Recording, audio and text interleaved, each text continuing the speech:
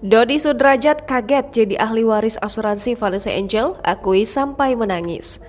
Ayah Vanessa Angel, Dodi Sudrajat, tak menyangka menjadi ahli waris asuransi mendiang anaknya.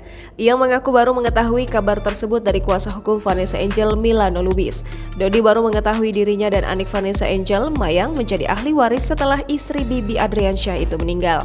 Ayah mendiang Vanessa Angel ini tak percaya saat mendengar kabar dari Milano Lubis. Dirinya pun kembali bertanya untuk memastikan terkait ahli waris asuransi Vanessa tersebut. Selain terkejut, Dodi terharu saat mengetahui menjadi ahli waris asuransi Vanessa Angel. Bahkan dirinya juga merasa merinding saat mendapat kabar itu. Dodi kembali menegaskan ia sebelumnya tak mengetahui sama sekali perihal asuransi Vanessa Angel.